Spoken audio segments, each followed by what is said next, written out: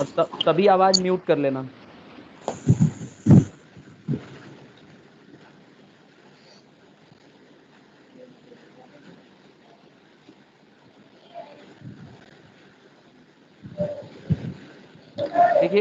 देखिए स्टूडेंट्स, आज का जो हमारा टॉपिक है ये है फॉर्मेशन ऑफ अ कंपनी। कैसे कंपनी फॉर्म होती है और कैसे इसको रन किया जाता है, कौन है जो इसको स्टार्ट करता है। ये कुछ ऐसे क्वेश्चंस हैं जो सब बच्चों के दिमाग में रहता है। तो आज हम ये पढ़ेंगे ये वाला टॉपिक।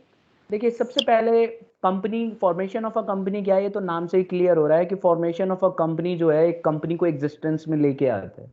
यानी पहले तो कंपनी थी नहीं।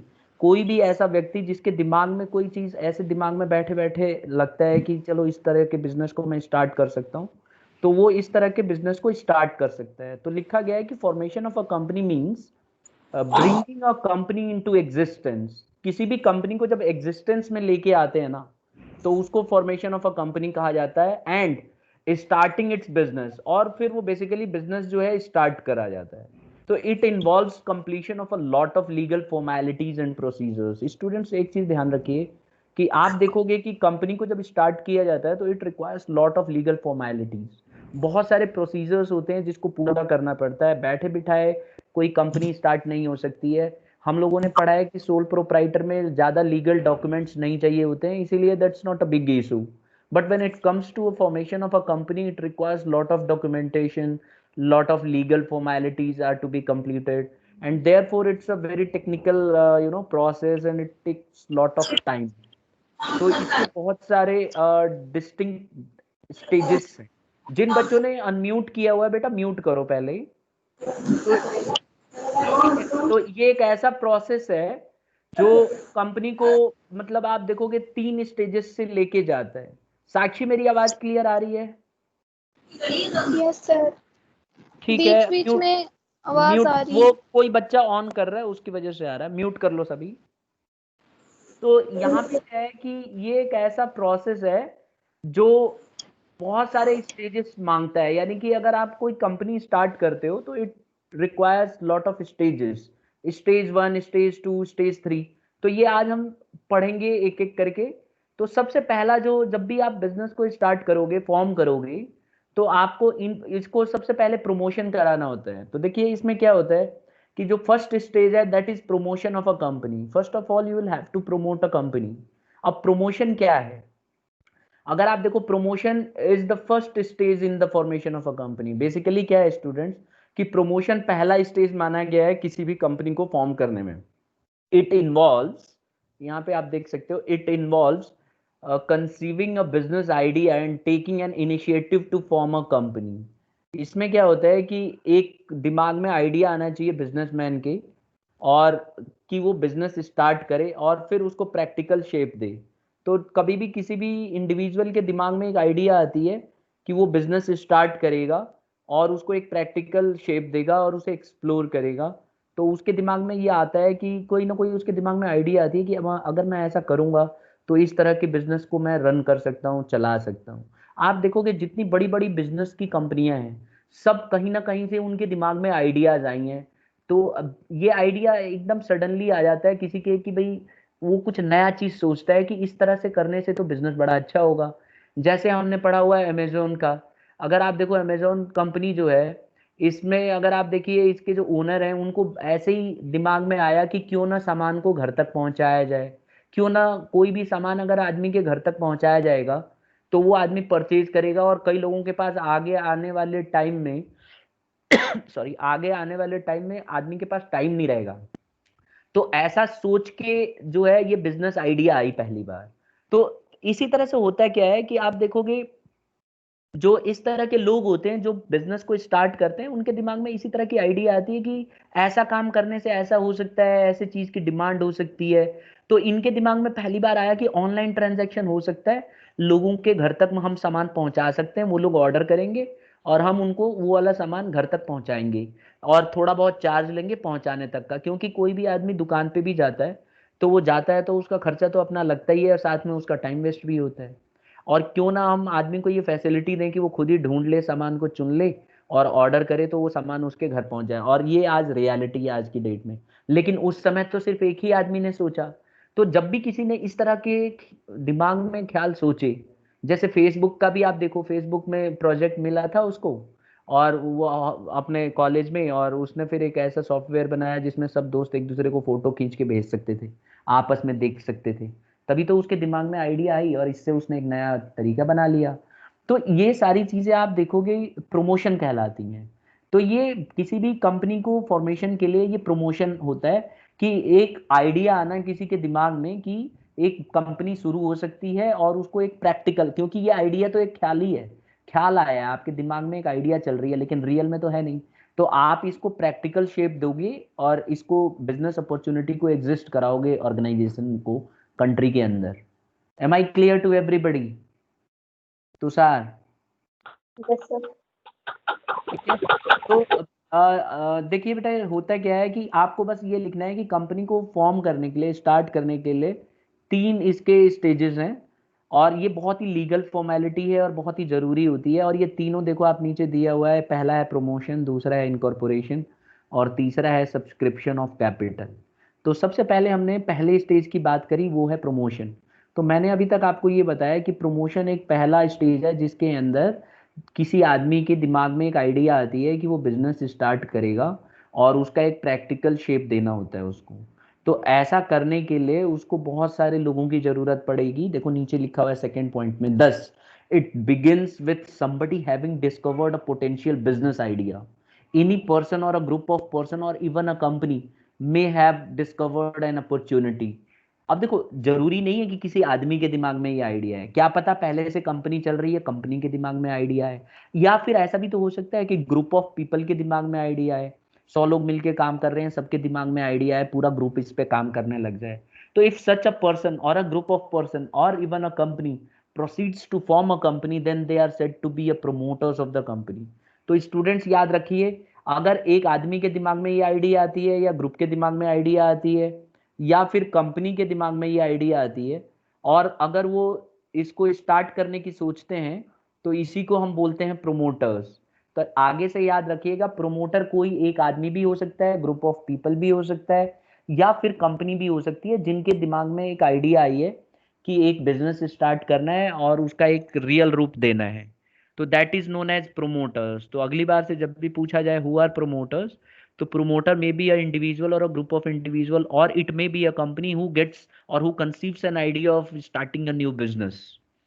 फिर नेक्स्ट देखिए, थर्ड में कह रहा है after thoroughly examining the feasibility of the idea the promoters assemble resources. देखो एक चीज मैं आपको क्लियर कर दूं, कि जब मान लो किसी के दिमाग में ये आइडिया आ गई, मैं सिंपल भाषा में बोलता हूँ प्रोमोटर के, मान लीजिए प्रोमोटर के दिमाग में आइडिया आ गई कि एक बिजनेस स्टार्ट करना है या एक कंपनी स्टार्ट करना है, तो उसको भाई अकेले थोड़ी ना चल पड़ेगा जंग में, उसको बहुत सारे लोगों की जरूरत पड़ेगी, उसको बहुत सारे लोग चाहिए, रिसोर्सेस चाहिए, बहुत सारे डॉक्यूमेंट्स कराने होंगे, उस कंपनी का एक नाम देना होगा, ठीक है, और उसको रजिस्ट्रेशन कराना होगा। तो इसके लिए जो प्रोमोटर है उसको बहुत सारे एक्टिविटीज को परफॉर्म करना पड़ेगा। तो यही बताया गया है कि आफ्टर, देखो ये यहाँ से बताया हुआ है, ये वाला मैं जो डार्क कर रहा हूँ ये वाला, इसमें यही बताया गया कि after thoroughly examining the feasibility of the idea. Feasibility ये सब मैं बताऊंगा अभी। फिजिबिलिटी होता है कि चेक करना है कि वाकई में जो हमारे दिमाग में आइडिया आई है ये क्या सच हो सकती है। क्योंकि आइडिया तो कई बार ऐसा भी आती है ना, आपने भी देखा होगा आपके दिमाग में चलता रहता है कुछ ना कुछ। तो ऐसा थोड़ी ना है कि कई चीजें ऐसा आता है कि बिना मतलब की आइडिया हो जो हो ही नहीं सकती है। तो ये देखना पड़ता है, पहले फिजिबिलिटी भी चेक करानी पड़ती है। प्रोमोटर कह रहा है कि प्रोमोटर्स असेंबल्स रिसोर्सेस, इसको रिसोर्स तैयार करना पड़ेगा, बहुत सारे लोग इकट्ठे करने पड़ेंगे, पैसा चाहिए, बिल्डिंग चाहिए, और जो जो चीजें चाहिए बिजनेस को स्टार्ट करने के लिए कोई कंपनी को, वो सब तो चाहिए। इसको डॉक्यूमेंट्स बनाना होगा, इसको एक नाम देना होगा, सबसे इंपॉर्टेंट तो देखो ये, उसको एक नाम देना होगा, और ये सारे डॉक्यूमेंट्स बनाने होंगे। तो आप लास्ट वाली लाइन देख रहे हो जो मैंने हाईलाइट की है, 10, the promoter perform various functions to bring a company into existence. तो इसीलिए स्टूडेंट्स, जो प्रोमोटर है इसको बहुत सारे काम करने होंगे कि ये इसके जो दिमाग में आइडिया आई थी इसको पूरा कर सके। अब वो काम क्या क्या है, what are the functions of a promoter, this is what we are going to discuss today. Promoter के फंक्शन क्या है? तो ये सारे काम प्रोमोटर को करने पड़ते हैं, जो हम 1 2 3 4 5 6 जो भी है, ये सब हम one by one we are going to discuss in detail. तो अभी तक हमने क्या पढ़ा, एक बार मैं फिर बताता हूँ, नहीं तो बड़ा कॉम्प्लिकेटेड हो जाता है ये टॉपिक। देखो हम पढ़ रहे हैं कि formation of a company, company कैसे फॉर्म होती है स्टूडेंट्स। तो मैंने आपको शुरू में ये बताया कि फॉर्मेशन ऑफ अ कंपनी जो होती है, ये एक बिजनेस, नई बिजनेस मार्केट में आ जाती है, और ये इसके लिए बहुत सारे फॉर्मेलिटीज और प्रोसीजर्स की जरूरत पड़ती है। तो जब भी कोई कंपनी आती है तो इसको 3 स्टेजेस से गुजरना पड़ता है। Number 1 promotion, number 2 incorporation, incorporation का मतलब रजिस्ट्रेशन भी होता है, और नंबर 3 सब्सक्रिप्शन ऑफ कैपिटल। तो सबसे पहले बात करते हैं हम promotion of a company, stage 1। मैंने आपको सबसे पहले ये बताया कि प्रोमोटर होता है एक। प्रमोशन क्या होता है, किसी के भी दिमाग में एक आइडिया आ जाना कि वो बिजनेस शुरू कर सकता है या कंपनी शुरू कर सकता है। और किसी के भी दिमाग में जो ये आइडिया आती है, 3 तरह के लोग हो सकते हैं, या तो एक आदमी होगा, या फिर बहुत सारे लोग मिलके सोचेंगे, या फिर ऐसा भी हो सकता है कि पहले से ही एक कंपनी काम कर रही है, उसके दिमाग में ये आइडिया है कि ऐसा काम किया जा सकता है। तो ये भी हो सकता है। आप देखोगे कई सारी कंपनियों के दिमाग में आइडिया आता है और नए नए वो कंपनी स्टार्ट कर लेती हैं। ठीक है, तो ये भी हो सकता है। अब जब इन लोगों के दिमाग में ये आइडिया आ जाएगी, तो इन लोगों को जो है, थर्ड वाले पे देखो कि इन लोगों को फिजिबिलिटी टेस्ट करना पड़ेगा, बहुत सारे रिसोर्सेज चाहिए, इसका एक नाम देना पड़ेगा, रजिस्ट्रेशन कराना पड़ेगा। तो ये जो काम है, ये प्रोमोटर के बहुत सारे काम हो जाते हैं। तो वही functions we are going to understand now, understand one by one. तो पहला फंक्शन है प्रोमोटर का। तो मैं एक दो बच्चों से फीडबैक लेना चाहूंगा, देखता हूँ कितने बच्चों को समझ में आ गया। कौन बता रहा है कि प्रोमोटर क्या होता है? सर मैं बताऊं, रोल नंबर 1। रोल नंबर 1 है एक, और कोई बताना चाहता है बेटा? 26। 26। चलिए ठीक है, पहले पहले रोल नंबर 26 को मौका देते हैं। हाँ बोलिए। 26, ठीक है, 17 भी बताएंगी। 26 बताइए, रोल नंबर 26 क्या सर होता है बेटा प्रोमोटर? प्रमोशन वो होता है जो जब हम कोई भी कंपनी स्टार्ट करते हैं तो हमारे दिमाग में आइडिया आता है और उस आइडिया को क्या कहते हैं, उससे कंपनी को सुनो, एक एग्जिस्टेंस में एक लाना मिनट, पड़ता एक है। मिनट। ठीक है बेटा, आपने बोला कि जब हम कोई भी कंपनी स्टार्ट करते हैं, पहले आइडिया आएगी कि पहले बिजनेस ही स्टार्ट कर दोगे आप? सर आइडिया आएगा पहले दिमाग में। ठीक है, थोड़ा सा उल्टा निकल गया था मुंह से आपके। आपको ये बताना है कि सर प्रमोशन एक ऐसा एक्टिविटी है या एक ऐसा प्रोसेस है जिसमें सबसे पहले उसके दिमाग में एक आइडिया आती है, और उस आइडिया को पूरा करने के लिए उसको जो है बहुत सारे काम करने पड़ते हैं। तो वो आइडिया जो आती है उसी को हम प्रोमोटर कहते हैं, राइट? यही कह रहे थे? सर ठीक है। अच्छा, रोल नंबर 1 ने फिर पूछा था, रोल नंबर 1, ये जो आइडिया यस आती सर। है, ये कितने तरह के लोग हो सकते हैं जिनको आइडिया आएगी, 3 मतलब तरह आप के। चलिए बताइए कौन कौन। एक एक सिंगल कोई पर्सन, एक ग्रुप ऑफ पर्सन, या फिर कोई कंपनी। ठीक है, ऐसा कोई एग्जाम्पल है आपकी नज़र में जो कंपनी ने ही एक दूसरी कंपनी बना लिया हो? है कोई सर आइडिया? पता नहीं। सोचो, आपके पास इर्द गिर्द तो बहुत सारी कंपनियां हैं जो एक कंपनी दूसरी कंपनी बनाती जाती है। आप देखोगे ना, बहुत सारी कंपनियां पेरेंट कंपनी होती हैं, या फिर कोई कंपनी नहीं कर। रिलायंस की जियो। रिलायंस, आप देखो ना, रिलायंस पहले रिलायंस ऑयल इंडस्ट्री थी, है ना, पहले स्टार्टिंग में। अगर आप देखो, इसका मेन काम तो जो है क्रूड ऑयल का बिजनेस करना है। फिर इसने एक जियो का वो है इन्वेंशन किया, रिंग। तो पता है इसके जो आइडिया आई ना जियो की, किसी को पता है कि जियो, आपको याद होगा जियो जब स्टार्ट हुआ था, तो आप मतलब मेरे ख्याल 9th क्लास में रहे होगे आप। तो उस समय हम कॉल करते थे तो कॉल जाता था जल्दी, जब जियो ने फ्री दिया था ऑप्शन। याद है किसी को? साक्षी, यस सर। जब जियो आया था तो शिकायत आई थी लोगों की कि हम कॉल कर रहे हैं तो कॉल ही नहीं मिल रहा है, 5-6 बार कॉल करते हैं तब कॉल मिलती है। तो जियो के अंदर भी, जियो ने जब स्टार्ट किया था ना, तो ये जो हमारा कम्युनिकेशन नेटवर्क है, इसके लिए आपको इसको समझना पड़ेगा। तो जियो ने बहुत नई टेक्नोलॉजी लेके आया। आपने देखा होगा, आपको जियो वोल्टे लिखा रहता है। इसने क्या किया, जो इंटरनेट का कनेक्शन होता है इसी के साथ कम्युनिकेशन का भी कनेक्शन दे दिया। यानी कि अगर आप जियो के कनेक्शन से कॉल करते हो, तो जैसे ही आप कॉल मिलाते हो तुरंत मिल जाता है ना, हाँ या ना? Yes sir. लेकिन दूसरे नेटवर्क से आप मिलाओगे तो थोड़ा बीप बजता है 2-3 बार और फिर कॉल जाती है।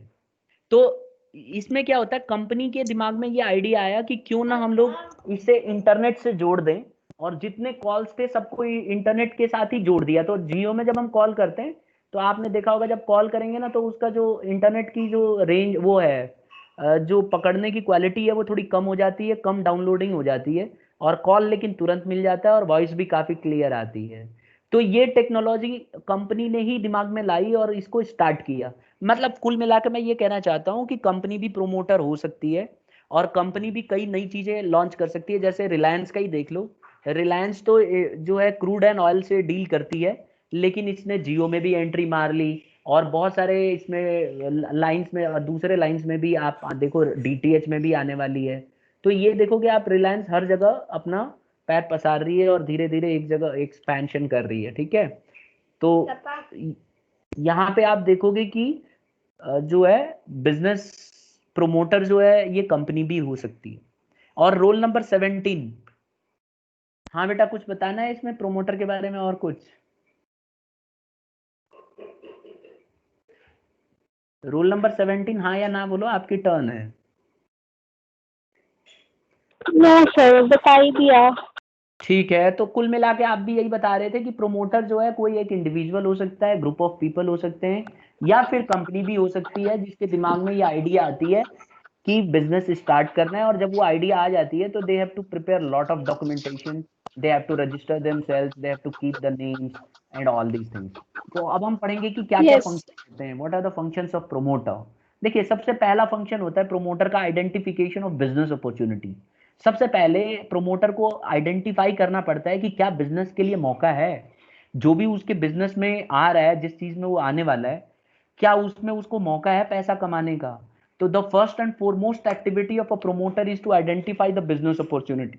आप देखोगे सबसे पहला और सबसे जो इंपॉर्टेंट जो प्रोमोटर के दिमाग में आता है कि वो आइडेंटिफाई करना होता है कि क्या वाकई में अपॉर्चुनिटी है, क्या इसके लिए मौका है कमाने का।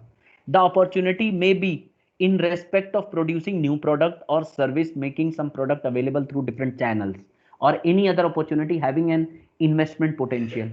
अब आप ये देखोगे कि ये जो अपॉर्चुनिटी है ये हो सकता है कि उसको सामान बेचना हो, या सर्विसेज प्रोवाइड करनी हो, या कोई भी नया तरीका ढूंढना हो जिसकी वजह से वो एक बहुत बड़ा इन्वेस्टमेंट कर सके और वो एक पोटेंशियल इन्वेस्टर बन जाए। ठीक है, तो ये इसके दिमाग में आ सकता है। Such opportunities then analysed to see the technical and economic feasibility. तो इस तरह से पहले सबसे पहला काम क्या होता है प्रोमोटर का कि उसको ये देखना पड़ता है कि जो भी उसके दिमाग में आइडिया आई है, क्या वो आइडिया जो है एक अपॉर्चुनिटी में बदल सकता है, क्या वाकई में वो बिजनेस इससे स्टार्ट कर सकता है, क्या इसके वजह से उसकी सेल्स हो पाएगी। ये सारी चीजें उसको उसके दिमाग में आनी चाहिए।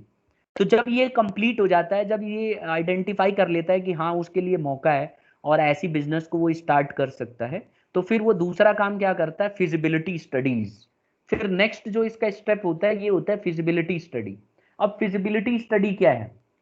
देखिए कोई भी आपके दिमाग में अगर आइडिया आती है तो पहले आपको ये पता करना पड़ता है बाहर के लोगों से, कुछ जो नॉलेजेबल लोग हैं, कि क्या जो मेरे दिमाग में आइडिया आई है क्या ये वाकई में फिजिबल है, यानी कि क्या ये हो सकती है। और उसके लिए उसको ना इन्वेस्टिगेशन शुरू करना पड़ता है।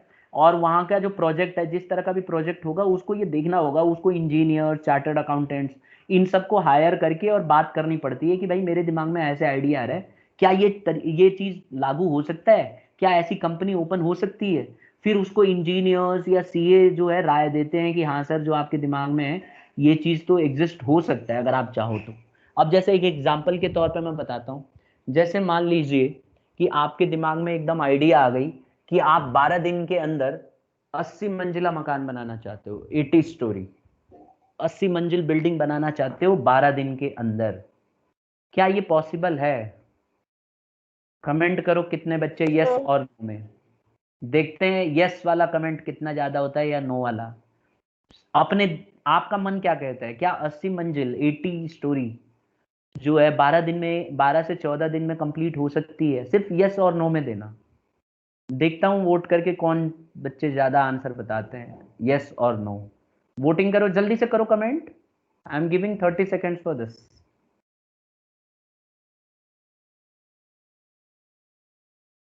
कमेंट अभी आ नहीं रहे हैं स्टूडेंट्स, यस और नो का कमेंट देना है। समीर अनम्यूट करो। Yes sir. देखना बेटा कितने आए हैं यस और नो। सर बस गौरव सिंह रावत का यस है और सब लग बच्चे रहा तो नो बोल रहे हैं। है अच्छा, तो गौरव सिंह रावत मतलब यस बोल रहे हैं यस और सर। सबने सबने नो बोला है। यस सर, सबने 9 अरे यार जितने भी आए हैं।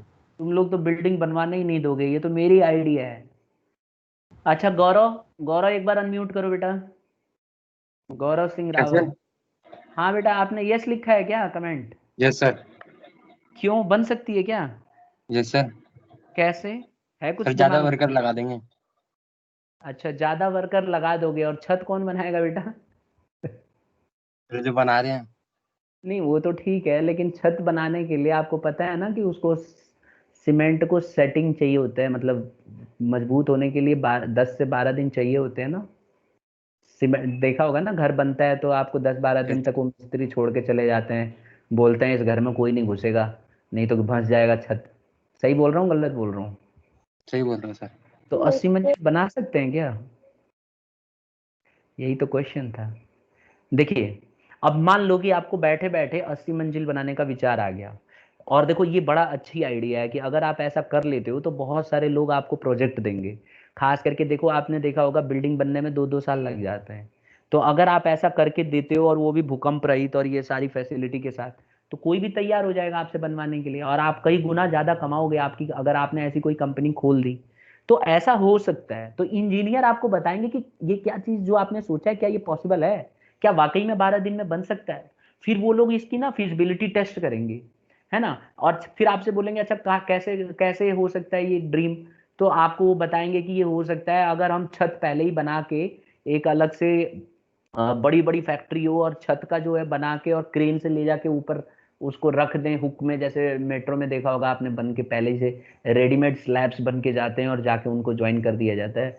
तो ये ड्रीम पूरा हो सकता है, और ऐसा कंपनी बेटर एग्जिस्ट कर रही है चाइना में, जो 13-14-15 दिन या 16 दिन के अंदर बिल्डिंग बना के दे देती हैं, वो भी भूकंप रहित। तो ऐसे ही किसी के दिमाग में ये आइडिया आई होगी, तभी तो उसने किया है। तो फिजिबिलिटी टेस्ट में यही होता है, फिजिबिलिटी टेस्ट में जिसके दिमाग में ये आइडिया आती है, वो अपने इंजीनियर्स सीए से राय लेता है कि क्या ये पॉसिबल है। अब देखो ये आइडिया तो इंजीनियर ही बताएगा ना, हर कोई तो बता नहीं सकता, तो इंजीनियर बताते हैं कि ये पॉसिबल हो सकता है अगर हम ये स्टेप्स लें, और घर भी बहुत मजबूत होगा और गिरेगा भी नहीं, लेकिन हमें यार इतनी मशीन चाहिए, ये चाहिए, वो चाहिए, तो वो सब चीज़ आपको बता देगा। मेरे कहने का मतलब ये है कि फिजिबिलिटी टेस्ट एक ऐसा टेस्ट है जो ये दिखाता है कि क्या बिजनेस जो हमने सोचा है ये प्रॉफिटेबल हो सकता है, क्या जो हमारे दिमाग में प्रोजेक्ट की आइडिया आ रही है क्या ये रियल हो सकता है, तो क्या ये रियल में भी हो सकता है कि नहीं हो सकता है, ये प्रोजेक्ट ये बताता है। और इसके ऊपर प्रॉपर तरीके से इन्वेस्टिगेशन की जाती है, और फिर उसमें राय देता है कौन, इंजीनियर दे सकता है, अकाउंटेंट दे सकता है, जो चार्टर्ड अकाउंटेंट है वो दे सकता है राय। तो फिजिबिलिटी टेस्ट आती है दूसरे नंबर पे। तो हमने दो पढ़ लिया कि प्रोमोटर के दो काम होते हैं। पहला, सबसे पहले उसे आइडेंटिफाई करना पड़ेगा कि जो भी उसके दिमाग में आइडिया आ रही है क्या वो अपॉर्चुनिटी है, क्या इसके वजह से बिजनेस हो सकती है और कमा सकता है। जब ये चीज उसको लगता है कि हाँ ये ऐसा हो सकता है, तो फिर उसको फिजिबिलिटी स्टडी करनी पड़ती है। ये एक ऐसी स्टडी है जिसमें उसे देखना होता है कि जो भी उसके दिमाग में आइडिया आई है प्रॉफिट कमाने को लेके, क्या एग्जिस्ट हो सकता है क्या। इसके लिए उसे ना जो टेक्नीशियंस होते हैं, जैसे सीए देखोगे आप, प्रोफेशनल्स होते हैं, इंजीनियर्स अपने फील्ड में प्रोफेशनल्स होते हैं, इन लोगों को उसको हायर करना पड़ेगा, और उनको पैसे देके और इसको पूछना पड़ेगा कि भाई ऐसा चीज़ हो सकता है, मेरे दिमाग में ये आ रहा है, क्या ये चीज़ पॉसिबल है। तो वो इसको राय देंगे कि पॉसिबल है या नहीं है, फिर उसके बाद आगे बढ़ेगा। तो हमने दो चीज़ पढ़ लिया, सबसे पहले था आइडेंटिफिकेशन ऑफ बिजनेस अपॉर्चुनिटी, दूसरा हमने पढ़ा फिजिबिलिटी टेस्ट। जब फिजिबिलिटी टेस्ट कराया जाता है तो बहुत सारे स्टेप्स लिए जाते हैं। अब फिजिबिलिटी टेस्ट के लिए क्या क्या किया जाता है वो मैं आपको बता देता हूँ वन बाय वन, कि ये सब फिजिबिलिटी टेस्ट के ही पॉइंट्स हैं बेटा। सबसे पहले टेक्निकल फिजिबिलिटी देखी जाती है। अब टेक्निकल फिजिबिलिटी क्या है, sometimes an idea may be good but technically not possible to execute. हो सकता है कि आपके दिमाग में जो आइडिया आई है ये टेक्निकली तो बहुत सही है, सॉरी मतलब बहुत वैसे तो आइडिया आपकी बहुत सही है, लेकिन टेक्निकली ये हो नहीं सकती। It may be so because the required raw material और technology is not easily available. ये इस वजह से हो सकता है कि जो भी आपके दिमाग में आइडिया आई है, ये जो है इसके लिए जो मटेरियल चाहिए होता है ये मटेरियल नहीं अवेलेबल होगा, या फिर आपको जो टेक्नोलॉजी चाहिए होती है ये टेक्नोलॉजी ही अवेलेबल ना हो। अभी आप ये देखो, किसी बच्चे को पता है कि अमेजोन जो है इसने प्लान किया है कि घर घर सामान पहुंचाएगा ड्रोन से? कोई बच्चा, किसी ने न्यूज में पढ़ा है? हाँ बेटा, हाँ या ना तो बोलो। No sir. किसी ने नहीं Okay. पढ़ा अभी बेटा? अभी एक न्यूज मैंने पढ़ा था 15-20 दिन पहले कि जो हमारा अमेजोन है कंपनी, इसने इंडिया में एक प्लान किया है कि ये क्या करेगी, ड्रोन के थ्रू आपके घर पे सामान की डिलीवरी करेगी। अभी तक क्या हो रहा था कि अमेजोन, फ्लिपकार्ट, ये लोग क्या करते हैं, आपका सामान जो है एक जो इनके तरफ से जो होते हैं लोग, एम्प्लॉयज, वो ला के आपको घर पे डिलीवर करते हैं, ऐसे ही होता है ना। अब इन्होंने ये प्लान किया है कि आने वाले टाइम में आपके सामान जो है आपके छत पे ला के छोड़ जाया करेंगे। अब जैसे मान लीजिए आपने, हाँ जी सर वो इंडिया में अभी नहीं हुआ है, वो फॉरेन कंट्री में हुआ है। बेटा, फॉरेन कंट्री में तो बहुत पहले से चल रहा है, इंडिया में भी हो चुका है और इसको गवर्नमेंट ने सर्टिफाई भी कर दिया है। अब बस उसकी फिजिबिलिटी और टेक्निकल टेस्ट चल रहा है, ठीक है। अभी क्या हो रहा है कि अभी इंडिया में थोड़ी प्रॉब्लम ये है कि ऊपर से इसको लेके आएंगे तो जगह जगह खुले तार बिछे हुए हैं, समझ रहे हो ना। अब आप देखो ये हाई एक्सटेंशन लाइन है और ये है, तो इसको ये देखा जाएगा कि ये चीज जो है कहीं ऐसा तो नहीं कि पहुंचाने में दिक्कत हो, पता चला पहुंचा रहे हैं किसी के दूसरे के घर में चला गया। क्योंकि इसके लिए हम कौन सी टेक्नोलॉजी इस्तेमाल करेंगे पता है? ये जो हम लोग मैप का यूज करते हो ना आप किसी के घर में, नेविगेशन सिस्टम, तो नेविगेशन के थ्रू पहुंचा जाएगा। तो आपने अपने घर से बैठ के डिमांड किया है तो आप अपने घर पे ही रहोगे, तो ऐसे में आपकी नेविगेशन के हिसाब से आपके छत पे वो आके उतर जाएगा। अब भारत की नेविगेशन जो है ये अमेरिकन कंपनी करती है, जो ये गूगल का है। अब आप ये देखो, इसमें मुश्किल से 1 मीटर का फर्क आता है डिफरेंस, तो 1 मीटर इधर उधर उतरेगी लेकिन उतरेगी आपके छत पे ही। अब यही चीज चेक किया जा रहा है कि मतलब बहुत सारे टेस्ट किए जाएंगे और देखा जाएगा कि ये क्या प्रोग्राम सक्सेसफुल है। कई जगह तो डिलीवर भी हो रहा है बेटा, इस ये एक चेकिंग के प्रोसेस पे है। अगर ये पास हो जाता है तो आप देखोगे कि आपके भी घर पे सामान उतरता रहेगा। किसी को कोल्ड ड्रिंक मंगाना है, सर ऑनलाइन मंगा लिया। हाँ सर इससे अनएम्प्लॉयमेंट नहीं होगी? अब देखो बेटा, इससे अनएम्प्लॉयमेंट किस तरह से कह रहे हो कि अनएम्प्लॉयमेंट होगी, बताओ सर आप डिलीवरी ये मैन। देखो, टेक्नोलॉजी आती है तो कुछ तो अनएम्प्लॉयमेंट होती ही है, लेकिन आप ये देखो ड्रोन आएगा तो उसमें भी तो लोग इन्वॉल्व होंगे ना फिर। अब और कंपनी भी प्रॉफिट में जाएगी, आपको सामान भी सस्ता पहुंचाएगी। अभी आपके जो चार्जेस लेती है पहुंचाने के, ये चार्जेस कम हो जाएगा ड्रोन की मदद से। डिलीवरी बहुत ही जल्दी हो जाएगी, जो आपको 2-3 दिन वेट करना पड़ता था 10 मिनट में ही आ जाया करेगा सामान। तो इसका सर फायदा ड्रोन तो, की मेंटेनेंस चार्ज तो हमसे लेंगे ही। अब ड्रोन की मेंटेनेंस चार्ज ज्यादा नहीं लगता ना। अब जो एम्प्लॉय आते थे, एम्प्लॉय की सैलरी आप इतना तो मानती हो ना, 10 से 15 हजार तो लेते ही हैं वो एम्प्लॉयज। अब एक एम्प्लॉय 15 हजार ले रहा है तो मुझे नहीं लगता कि ड्रोन 15 हजार का खर्चा भी आएगा ड्रोन पे।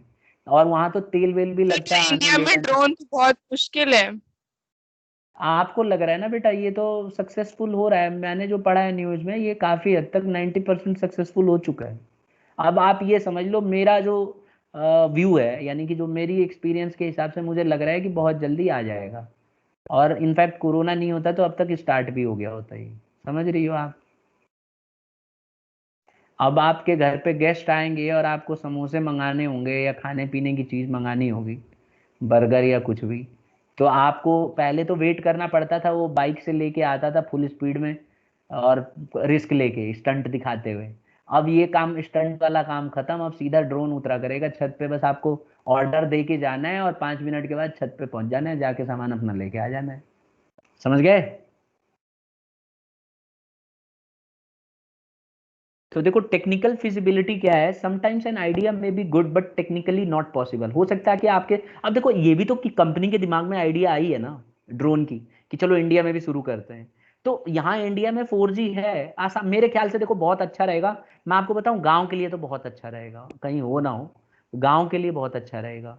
क्योंकि गांव में जो है कई कई बार कई कई किलोमीटर होता है तो जाना पसंद नहीं करते। अब कंपनी को सस्ता पड़ेगा, वो ड्रोन से सीधा गांव में भेज दिया करेंगे और आराम से अपना कोई भी सामान ले लिया करेगा। तो टेक्निकल फिजिबिलिटी क्या बताती है, कि ये बताती है कि क्या टेक्निकली ये चीज़ पॉसिबल हो सकता है। अगर टेक्निकली पॉसिबल हो जाएगा तो फिर हम आगे बढ़ेंगे। तो it is clear to everybody. Promoter क्या करता है बेटा, फिजिबिलिटी टेस्ट के अंदर सबसे पहले टेक्निकल फिजिबिलिटी देखता है कि जो उसके दिमाग में आइडिया आई है, ये बात तो ठीक है कि हो सकता है, लेकिन क्या ये टेक्निकली पॉसिबल है। अब जैसे आप ड्रोन में बोल रहे हो ना कि सर टेक्निकली पॉसिबल नहीं है, यहाँ इंडिया में कोई भी जाके ऊपर से लंगर लगा के खींच लेगा ड्रोन उतरेगा तो पड़ोसी इंतजार कर रहा होगा, सीधा छलांग लगा के आपसे पहले पहुंच जाएगा छत पे। तो इन सब चीजों को देखा जा रहा है, चेक किया जा रहा है। और क्योंकि हो सकता है आपको पास नोटिफिकेशन आए और आप जब वहां पे खड़े होगे तो आप ही की रीडिंग लेके वो उतरे ड्रोन, ये भी हो सकता है। अब वो तो आने वाला समय ही बताएगा कि कैसे वो फंक्शन करेगा। तो यही टेक्निकल फिजिबिलिटी है, ठीक है। क्योंकि इसमें खतरा क्या है ना, मैं बहुत पहले क्लास में जब ये बताया था मैंने, आज से 4-5 साल पहले ही, कि मैंने कहा कि चाय भी मंगाना होगा ना तो छत पे आएगा। बच्चों ने फिर इस पे बहुत डिबेट चली क्लास में कि सर कैसे हो जाएगा, कोई भी चाय कैसे आ जाएगी। मैंने कहा बेटा आ जाएगी, क्या दिक्कत है। कह रहे हैं सर इंडिया में तो नहीं आएगी 50-60 साल तक। अब जब ये आ गई है ना तो उन बच्चों को मैसेज करके बताना पड़ेगा कि बेटा आ गई है। तो जिस बात के लिए वो लड़ रहे थे वो चीज़ तो अभी 4-5 साल में ही पूरा हो गया ही। तो यही है, देखो टेक्नोलॉजी जब आती है, अभी इंडिया में 5G जब आ जाएगी ना तो ये तो एकदम मतलब, आप छोटा सा घर होगा ना, छोटा सा, जहाँ इतना तक एकदम परफेक्ट नेविगेशन लेगा वो, तो इसमें कोई गलत होगा ही नहीं, गलत एड्रेस पे जा ही नहीं सकता। अभी तो गलत एड्रेस पे वो लोग डिलीवर करके आ जाते हैं, इसमें गलत एड्रेस पे डिलीवर भी नहीं होगा स्टूडेंट्स। और ये सस्ता पड़ता है, ड्रोन बहुत ही सस्ता पड़ता है। और ये मत भूलो उसमें कैमरे लगे रहते हैं, सेंसर्स लगे रहेंगे। मैंने जितना इसके बारे में पढ़ा है, इसमें सेंसर्स होंगे, हर चीज़ होगा। तो बहुत ही उसमें मतलब तरीके से उतरेगा, वो डिस्ट्रॉय नहीं करेगा सामान को। और अभी आपने देखा होगा वो गाड़ी में फेंक के लाते हैं, टूटा फूटा रहता है सामान। अब टूटने फूटने की भी टेंशन खत्म, कंपनी को इससे बहुत फायदा होने वाला है। दूसरे पे आ जाते हैं, फाइनेंशियल फिजिबिलिटी। फाइनेंशियल फिजिबिलिटी समझ गए होगे आप, पैसे से संबंधित। जो आपके दिमाग में आइडिया आई है, क्या ये पैसे से संबंधित हो सकता है? कह रहा है every business activity required funds, हर एक बिजनेस को पैसा चाहिए होता है। The promoter have to estimate the fund requirement, promoter को एस्टिमेट करना पड़ेगा कि कितना पैसा उसको चाहिए होगा बिजनेस को स्टार्ट करने के लिए, जो उसके दिमाग में आई है। तो if the required outlay for the project is so large that it can not easily be arrange within the available means the project has to be given up. देखो अगर इसके जो दिमाग में आइडिया आई है, अगर इसमें बहुत ज़्यादा पैसा लगेगा तो ये प्रोजेक्ट को आपको कैंसिल करना पड़ेगा। लेकिन अगर इतना पैसा लग रहा है कि आप इसको सस्टेन कर पाओ, तो फिर आपको ये प्रोजेक्ट कंटिन्यू करना चाहिए, जैसे अमेजोन ने की है। अमेजोन ने बहुत पैसा है उसके पास, नो डाउट वर्ल्ड की नंबर 1 कंपनी हो चुकी है अब। तो अब वो उसको उसने देखो ये सारे टेस्ट करने के बाद ही हाँ बोला है। अब ये जो है उसने देखा होगा कि कितने ड्रोन की रिक्वायरमेंट होगी, है ना। अब अगर आप न्यूज में देखोगे ना तो कितने ड्रोन चाहिए होंगे, ये सब उसने अपना एस्टिमेट लगा लिया है, और बल्कि बना के रेडी भी ऑर्डर भी कर रखा है। तो ये सारे चीज अवेलेबल है इंडिया में, कोई दिक्कत नहीं है। ये सब बहुत मतलब बस एक बार गवर्नमेंट हरी झंडी दे दे, क्योंकि गवर्नमेंट से भी तो झंडा मतलब आपको परमिशन लेनी पड़ेगी ना। पता चला ऐसे ही उड़ रहा है, किसी के घर के आगे कोई कपड़ा उड़ रहा है, उसमें ड्रोन लटका के ले गया उसका कपड़ा भी। मतलब ये सारी चीजें गवर्नमेंट, ये गवर्नमेंट की पॉलिसीज होती हैं, तो गवर्नमेंट से पहले परमिशन लेनी पड़ेगी। ये नहीं है कि कैमरा लगा होगा तो प्राइवेसी भी तो प्रॉब्लम आ सकती है ना। छत पे मतलब मान लीजिए जा रहा है तो प्राइवेसी हो सकती है, भाई फोटो खींचता हुआ चले, तो that can be a concern for the government also. तो इसीलिए इसके ऊपर जो है बात विचार हो रहा है, और देखते हैं कि क्या इसका आउटपुट आता है। ऑल्दो ये होगा, ठीक है। तो फाइनेंशियल फिजिबिलिटी में पैसे से रिलेटेड देखा जा रहा है कि देखा जाता है कि कितना पैसा लगेगा। अगर जिसके दिमाग में ये आइडिया है, यानी कि प्रोमोटर, अगर प्रोमोटर को लगता है कि इतना पैसा उसके पास अवेलेबल है और ये चीज़ पूरा कर सकता है, तो फिर वो आगे बढ़ेगा।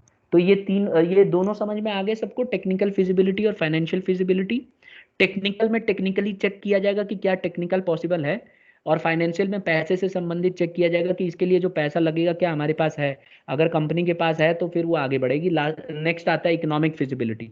Sometimes it so happen that the project is technically viable and financially feasible, but the chance of it is being profitable is very little. होता क्या है कई बार स्टूडेंट्स, कि हो सकता है कि आप टेक्निकली भी सही होगे, पैसे भी दे सकते होगे, लेकिन ऐसा भी तो हो सकता है कि आपका प्रोजेक्ट में कमाई ना हो, ज्यादा फायदा ही ना हो।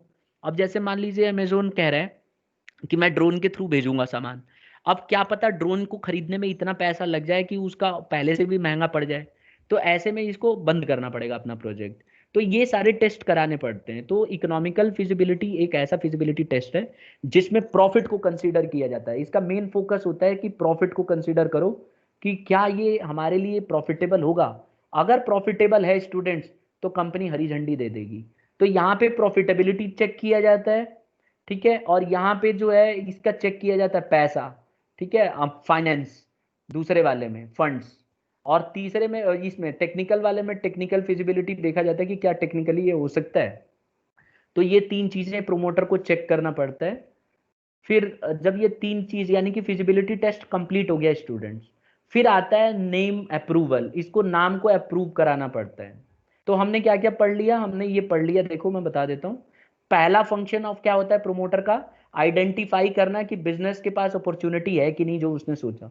दूसरा, इसे फिजिबिलिटी टेस्ट से गुजरना पड़ता है जिसके अंदर 3 सबसेट्स होते हैं। क्या क्या होते हैं आप देखोगे, सबसे पहले वो क्या करता है, टेक्निकल फिजिबिलिटी टेस्ट करता है, फाइनेंशियल फिजिबिलिटी टेस्ट करता है, फिर इकोनॉमिक फिजिबिलिटी टेस्ट करता है। ये 2 कंप्लीट होने के बाद तीसरा जो आता है नेम अप्रूवल। देखिए कोई भी कंपनी को आपको स्टार्ट करना है तो उसका नाम होना जरूरी है। आप देखोगे दुनिया में लाखों कंपनियां हैं, सबका अपना अलग अलग नाम है। कोई भी एक नाम से 2 कंपनी नहीं हो सकती है, ये भी आपको बात पता है। तो इसीलिए प्रोमोटर को ये एक नाम तय करना पड़ता है कि क्या नाम रखेगा अपनी कंपनी का। और नाम रखते समय उसे बहुत चीज़ों का ध्यान रखना पड़ेगा स्टूडेंट्स, वो हम डिटेल में पढ़ेंगे, वो बहुत ही बड़ा टॉपिक है। बस आप इतना समझ लीजिए इसमें कि जब वो नाम अपना उसको नाम अप्रूवल कराना पड़ता है रजिस्ट्रार के पास, जो कि गवर्नमेंट का एक रजिस्ट्रार होता है, तो नाम रखते समय उसे कई चीज़ों का ध्यान रखना पड़ता है। जैसे कि ये नाम पहले से एग्जिस्ट ना करता हो, ये नाम किसी कंट्री को हर्ट ना करता हो। अगर ये नाम पहले से ही मौजूद होगा तो वो नाम उसको नहीं दिया जाएगा। तो इसीलिए जब वो नाम रखता है तो उसको 3 नाम रखने पड़ते हैं। तीनों में से अगर कोई पहला दूसरा तीसरा, अगर पहला नाम सही लगता है तो पहला रखा जा सकता है, लेकिन अगर उस नाम से कोई दूसरी कंपनी हुई तो वो नाम नहीं दिया जाएगा, उसको कोई दूसरा नाम दिया जाएगा। तो नेम अप्रूवल जो है, देखो इसमें कि having decided incorporation to a company, जब रजिस्ट्रेशन का फैसला कर लेता है जो प्रोमोटर है, तो उसको नाम रखना पड़ता है and he has to select a name for it. तो उसको नाम चुनना पड़ता है कि क्या नाम रहेगा उसकी कंपनी का, और एक application registrar of companies of the state in which registered office जो होता है कंपनी का सिचुएटेड होता है, वहां पे इसे देना पड़ता है। ठीक है, it may be happen that another company, मैंने जैसे कि बताया दूसरी कंपनी भी इस नाम से हो सकती है। अगर ऐसा हुआ या कोई नाम मिसलीडिंग हुआ, कई बार क्या होता है नाम जो है गलत चीज बताते हैं, या कोई ऐसा भी नाम हो सकता है जो किसी कम्युनिटी को हर्ट करे या गाली हो, मतलब समझ सकते हो ना, अब्यूजिंग टाइप का हो, तो ऐसे नाम नहीं रखे जा सकते। तो इसीलिए नाम का चेक किया जाता है कि ये नाम ऐसा तो नहीं है कभी। अगर कभी ऐसा हुआ तो वो वाला नाम चुना जाएगा जो सूट करता हो, और देयरफॉर उसको 3 नाम देने पड़ते हैं। मैं फिर से बता दूं, इसको 3 नाम देने पड़ते हैं। आप देखो यहाँ पे लिखा हुआ है 3 नेम्स, और ये इनमें से जो भी अप्रोप्रिएट होगा उस नाम को सैंक्शन कर दिया जाएगा, हरी झंडी दे दी जाएगी। ठीक है, इसके बाद क्या होता है चौथा, fixing up signatories to memorandum of association. अब जब ये तीनों चीज हो गए, क्या क्या तीनों चीज हुए कौन बता रहा है, प्रोमोटर को स्टार्ट करने के लिए 3 चीज क्या क्या करनी पड़ती है, देखता हूं कौन बच्चा याद रखता है ज्यादा। हाँ बेटा कौन बता रहा है, प्रोमोटर को के 3 फंक्शन कौन कौन से पढ़ लिए हमने स्टूडेंट्स। 35। हाँ वेरी गुड बेटा, 35 बताइए, नाम बताना पहले। हर्षिता। हाँ वेरी गुड, हर्षिता बोलो पहला function. First the identification of business. ठीक है, पहले उसे बिजनेस को आइडेंटिफाई करेगा कि भाई ये अपॉर्चुनिटी है कि नहीं उसके लिए। दूसरा, तो दूसरा फिजिबिलिटी स्टडीज। फिजिबिलिटी टेस्ट होता है, इसमें 3 चीजें होती हैं बेटा, कौन कौन से क्या क्या करता है। टेक्निकल फिजिबिलिटी, फाइनेंशियल हाँ फिजिबिलिटी और इकोनॉमिक फिजिबिलिटी। वेरी गुड, ठीक है 2 हो गए। और third name approval. Name approval, नाम अप्रूव कराता है। कितने नाम देता है बेटा अप्रूवल के लिए, 3 नेम। 3। ठीक है, अब नेक्स्ट आता है फिक्सिंग अप सिग्नेचरीज। कह रहा है कि promoter have to decide about the members who will be signing the memorandum of association of a proposed company. देखो ये चीज मैं बाद में पढ़ाऊंगा क्योंकि अभी आएगा थोड़ी देर में। मेमोरेंडम ऑफ एसोसिएशन एक डॉक्यूमेंट है, बस इतना समझ लीजिए, इसके बारे में हम बाद में पढ़ेंगे कि मेमोरेंडम ऑफ एसोसिएशन एक डॉक्यूमेंट होता है। तो इसमें क्या होता है कि उसको ना अपने सिग्नेचरीज को जो है फिक्सअप करना पड़ता है। यूजुअली क्या होता है कि सिग्नेचरीज कौन होते हैं, वो लोग होते हैं जो साइन करते हैं डॉक्यूमेंट्स के ऊपर। ज्यादातर ये फर्स्ट बोर्ड ऑफ डायरेक्टर होगा, हमने पढ़ा है ना कि किसी भी कंपनी में बोर्ड ऑफ डायरेक्टर्स होते हैं। जैसे अगर आप प्राइवेट कंपनी कर रहे हो तो कम से कम 2 बोर्ड ऑफ डायरेक्टर होने चाहिए, पब्लिक कंपनी स्टार्ट कर रहे हो तो कम से कम 3 बोर्ड ऑफ डायरेक्टर होने चाहिए। तो अगर इसकी प्राइवेट कंपनी होगी तो कम से कम इसको 2 बोर्ड ऑफ डायरेक्टर तैयार करना पड़ेगा। और उनको बताना पड़ेगा कि भाई तुम लोग डायरेक्टर बन जाओ, इतना इतना पैसा लगा दो, ये वो, तो वो तैयार हो जाते हैं। There written consent to the act of directors is to taken up और क्वालिफिकेशन। तो इसमें क्या होता है, कंपनी के अंदर उनको ना रिटर्न में लेना पड़ता है, उनसे कंसेंट लेना पड़ता है, वो लिख के एक फॉर्म होता है, उसमें लिखवाना पड़ता है कि मैं इस कंपनी का बोर्ड ऑफ डायरेक्टर बनना चाहता हूँ और कल को कोई भी प्रॉब्लम हुई तो मैं इसकी जिम्मेवारी लेने के लिए तैयार हूँ, ये वो। तो उसको बहुत सारे दोस्तों से मिलना पड़ता है, तो इसको बोलते हैं फिक्सिंग अप सिग्नेचरीज। तो मेमोरेंडम ऑफ एसोसिएशन के लिए आपको इस तरह के सिग्नेचरीज को फिक्सअप करना पड़ता है, बात विचार करके तैयार कराना पड़ता है। आई होप सबको समझ में आ गया होगा। बस इसमें यही लिख देना है कि जब वो फिजिबिलिटी टेस्ट कर लेता है और नेम का अप्रूवल करा लेता है तो उसको सिग्नेचरीज को ढूंढना पड़ता है। Signatories basically board of directors होते हैं और जो लोग इसको स्टार्ट करते हैं। तो ये अगर प्राइवेट कंपनी है तो 2 और पब्लिक है तो 3 इनके रिटर्न में कंसेंट लेता है और लेके और आगे प्रस्तुत करता है इसको रजिस्ट्रार को। और 5वां है अपॉइंटमेंट ऑफ प्रोफेशनल्स। अब क्या होता है, जब बोर्ड ऑफ डायरेक्टर्स तैयार हो जाते हैं, सिग्नेचरीज रेडी हो जाते हैं, तो इसको प्रोफेशनल्स को चुनना होता है। देखो कोई भी कंपनी में आप अकेले थोड़ी ना काम करोगे।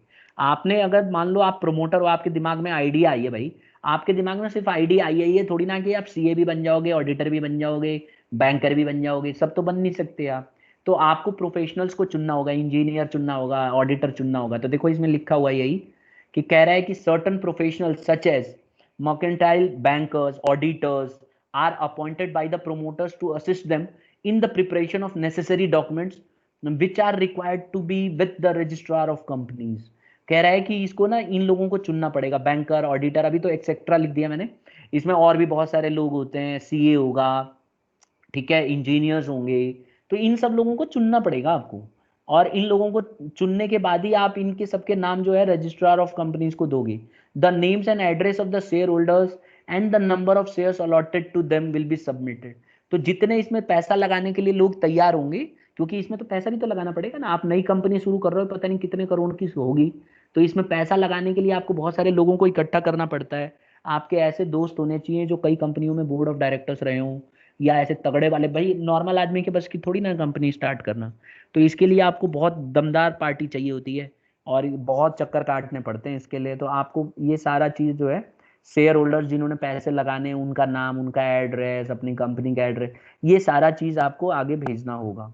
6th में आता है इसका जो प्रोमोटर का फंक्शन है, प्रिपरेशन ऑफ नेसेसरी डॉक्यूमेंट्स। छठा काम क्या करता है, ये बहुत सारे डॉक्यूमेंट्स बनाता है। Promoter takes various steps to prepare certain legal documents which have to be submitted under the law। इसको लॉ के अंतर्गत ये सारे डॉक्यूमेंट्स इसको जमा कराने पड़ते हैं students, to the registrar of the companies. अगर आप इसको अपने कंपनी को रजिस्टर कराना है तो ये सारे के सारे डॉक्यूमेंट्स जमा कराने पड़ेंगे। अब ये डॉक्यूमेंट्स कौन से हैं आप कहोगे, तो ये हैं ये डॉक्यूमेंट्स, देखो मैं दिखा देता हूँ। These documents are memorandum of association, articles of association and consent of directors.